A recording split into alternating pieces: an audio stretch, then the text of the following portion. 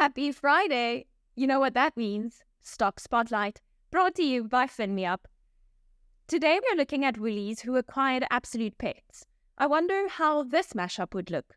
Renergen releases results, and their earnings per share is down with another 55%. We then take a look at ABInBev's results that looks quite solid despite their mid-year marketing mishap. We then shift our focus to Meta, who continues to soar. Did you know that 4 billion people uses a Meta product, WhatsApp, Facebook, Instagram, on a monthly basis? That's half our population. Lastly, we take a look at the tech stock AMD, who continues to be a dominating player in the semiconductor space. Enjoy!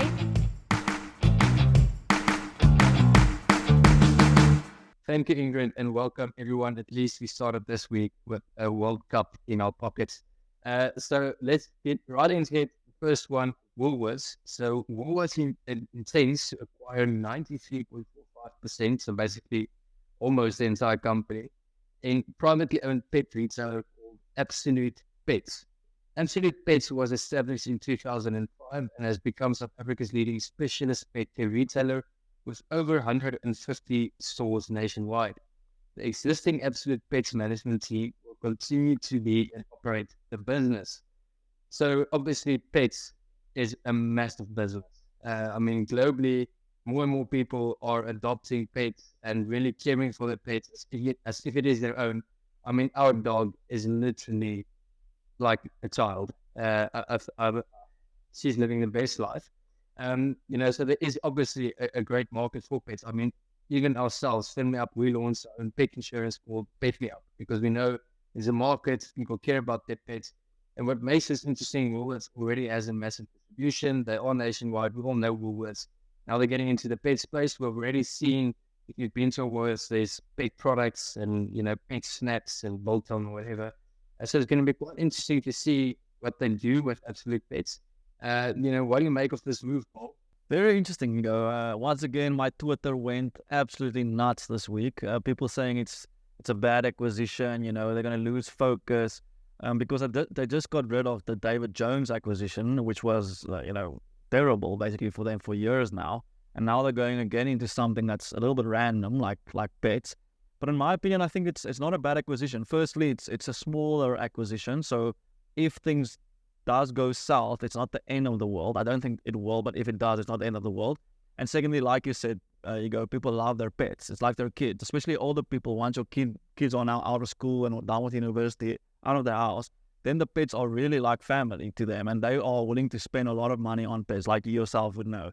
So I'm curious to see how this will play out. How will it be structured? Will the Absolute Pets, will that be like next to the Woolies? Will it be like in the Woolies? Online sales versus in-store sales, all of these questions. And yes, I think if they can frame the narrative like it's your upper class, like a little bit more expensive kind of Woolies, like pet food and pet accessories, maybe this thing can really hit the lights out. So we'll have to wait and see, but I think it's a good move. Yeah, interesting. And if you have a dog or a cat, you can also get a FinMeUp pet insurance quote. Link is in the description. It's like less than 40 seconds. The next company, Renergen, covered a lot of Renergen. Their revenue increased from 1.2 million rand to 23.8 million rand. That's obviously still very, very small compared to the valuation. It's basically still insignificant.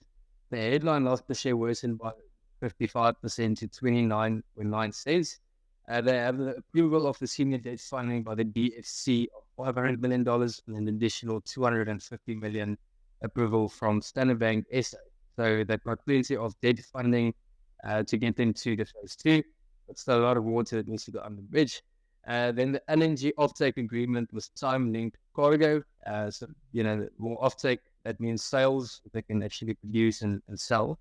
But they've got the offtake there. And the production of liquid helium is expected to commence before the end of the calendar year, which is good. There's been a lot of delays with Renergen.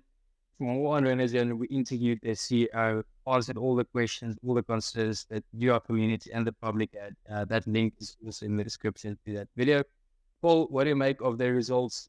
Still very insignificant, still too early really to say anything. What do you think? Yes, no, another Twitter. Oh man, my Twitter is going ballistic. If it's not the rugby, it's Woolies Pets, then it's Renergen. Yeah, speaking of pets, this is like the Albie Cilliers, his pet project. I want to see Steph Morani and Albie Cillier in a box fight, like the Mark Zuckerberg and Elon Musk fight, but the South African version. They've really been going at it, or Albie Cillier has been going at it. Investigative journalism, share activist, call it what you want. But yeah, like we know and like we've said before, it was a great PR campaign for Renergen, and they had to because it's such a small cap. So you have to create awareness. You have to create a narrative that something is about to happen and there's so much potential, which there is. It's not untrue. But time has gone by now, a year or two, and we haven't really seen results, and shareholders are really impatient and people are angry. Yeah, it's like they're coming home to roost, like they say. And the other thing he goes, helium is extremely difficult to extract. It's not like iron ore or gold or something. It's a complicated process. Like Steph Morani himself did admit, you need to extract it at an extremely low temperature, and so your process and the equipment that you use is quite complex. So it's not surprising that they have, that they had many technical difficulties along the way, and it's still a struggle. So yes, like we always say, there's massive potential, but you are taking a huge risk with this one, and it hasn't panned out for you over the last year or two. So, the next question would be obviously then, okay, but is there now potential? It's gone down so much. Is this now a good time to get in and maybe dip your toes? I don't know. Like catching a falling knife. I mean, I just went on, check the share price. Today it's down another 10%. So this thing is taking hits from all angles. I don't know when a good time is, if there is a good time. I've never invested, so I missed the whole rally up and I missed the whole elevator down. Don't know. Let's see what happens. Yeah, the next company, ABInBev, I'm sure they had a few good weeks in South Africa with the World Cup. But they're overall, obviously, this is not just a local company. This is a massive global company. All the favorite beers, Castle Light, you name it, is probably under ABInBev. Their revenue increased by 5% in the third quarter of this year. 66% of the revenue through B2B digital platforms. Once again, business to business is a great way for distribution and also for stickiness. Their underlying earnings per share was 86 US cents in Q3, an increase from 84 cents. So a slight increase there in EPS. And in the third quarter, the normalized EBITDA increased by 4.1%. What do you make of these results, and what do you make of the company? Yeah, one of the biggest companies on our exchange. So once again, I'm not going to invest in this company individually. It's not that's not why I venture. I venture in the small cap space. I'm happy to own it as part of the index. It's a big company. It's a massive company. They had this mishap with the transgender thing earlier this year. If you can, John, if you can throw up the share price graph, where they basically, how do I say this? We're not a political channel, but if your target market is, men and beer, and we drink beer, then you must cater to that audience in your marketing as well. Like, you're not going to go to the rugby community and sell makeup products more. And this is exactly unfortunately what they did, and it didn't go well at all. So the share price took a knock. And since then, they've kind of muddled along. But yeah, over the last year, it's still up 16% because it was the first part of the year, January, February, and March, when they did quite well. So yes, happy to own it as part of the index. Next company, also a US-based company, Meta, formerly known as Facebook. Their earnings per share of $4.39 beat expectations quite by a mile almost. A revenue of $34.2 billion, also beating expectations. 3.96 billion people either use Facebook, Instagram, or WhatsApp on a monthly basis. That is massive numbers. That means about 49.2% of the world population uses a Meta product each month, which is crazy to think. Meta currently has just over 66,000 employees at the end of Q3, which is actually down 24% year-over-year. So they're actually lowering their workforce and just doubling down on what's working. We know that they got this metaverse vision and spending a lot on that, which is just crazy to think how much money they spent on it. And there's not a lot of people that I know that has their goggles, or what do you call it? You go into the virtual reality. But, they spent a lot of money on it, it's still a massive loss for them. And from what I'm seeing, they are actually drying up that spending. But I mean, Mark still's got his vision on that. And at the end of the day, I wouldn't doubt Mark. If you look at what he's been achieving since he was a kid, it's just incredible. What do you make of Meta? Yeah, it's this whole metaverse narrative for the last year. Facebook or Meta took quite a knock because when the first figures results were released and people began to saw that, okay, this is really not working. Everyone sold Meta and they had quite a big slump. But ever since, I mean, the share price is up 244% for the year. Of course, it's a tech stock, so it's part of the whole AI revolution. All of these AI stocks, Nvidia, Meta, Google, everything is up by more than 100% for the year. The Nasdaq is cooking. But I see I read an article this week. It says Mark Zuckerberg's $46.5 billion loss on the metaverse is so huge, it could be a Fortune 100 company. So his loss is so big that it could have been a company on its own, top 100, Fortune 100. Crazy to think. And once again, I feel like I've said it a few times today, but we'll see what happens. I don't know what's going to happen with a metaverse. I don't see us going into a metaverse. It's weird. Maybe I'm short-sighted. I can make an argument for like augmented reality. We have like a virtual overlay, and I think the newest edition that they did release is a play on that, where it is your actual reality with an electronic overlay, and then you can kind of like double click here and then it's your emails, or like move this thing here on the screen and so on. But going into an actual metaverse, man, that's hard for me to imagine. Yeah, I mean, surely there's some sort of opportunity, whether it's in gaming or in education. I mean, it's a weird concept to wrap your head around and figure out ideas. But I do think there is some opportunity there. I mean, we have a metaverse basket on easy equities on the USD side, and it's companies like Meta, even Apple, because they working on their glass stands, and it's going to be very interesting to watch. Part of the tech conversation is semiconductors. So AMD posted their results, beat expectations on both earnings per share and revenue. AMD is a company that I've loved for so long, and I continue liking them and watching them. But for me, the entire semiconductor space is really interesting.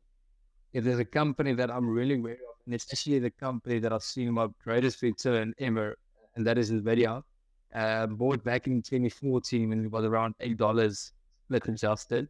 Now it's around $400. I mean, that was crazy, but I sold it around $200. I couldn't think it could go higher then. And I mean, now it doubled.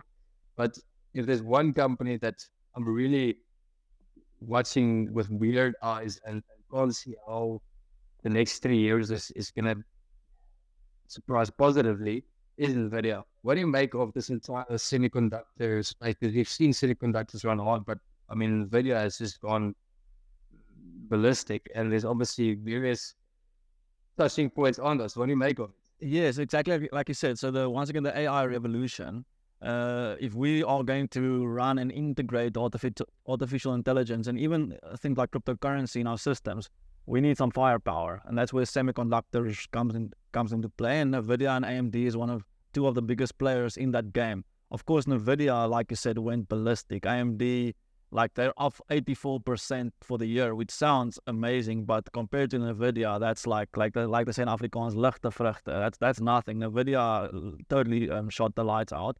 But still, they are in the best space that you probably can be, in the best industry that you can be at the moment, given what's happening in the world.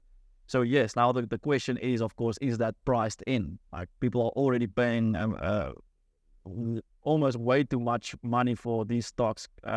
If you measure it with a traditional valuation metrics. But of course, we are so future orientated at the moment, especially with AI. I mean, we've all seen it with ChatGPT in our daily lives. Like it's so crazy. So how much of the future is already priced in what we see today? I still think it's a great investment, but Nvidia, like I said before, I cannot get myself to invest in this company because the valuation is like, it doesn't make sense. It's like Tesla almost. I won't short it. I definitely won't short it. Never. But pushing that green button, man, I cannot get myself to do that. Yeah. Everybody that I've spoken to in the investment space, and the casual conversations, they say on video is going to be the story of the decade. Nobody is going to sort it themselves. And that's one of those companies is going to go down, and look what it's done. Anyway, thanks so much for watching. Once again, we are here every Friday giving you insights on the most important stock market highlights with some additional insights. So subscribe to not miss them. You can check the Renergen video for more Renergen. We're also interviewing Purple Group's Chief Marketing Officer, Ricardo Montier, just answer what's going on with their shrine. See the 25 random month. That's almost compulsory to everyone. So for more on that, stay tuned. Cheers.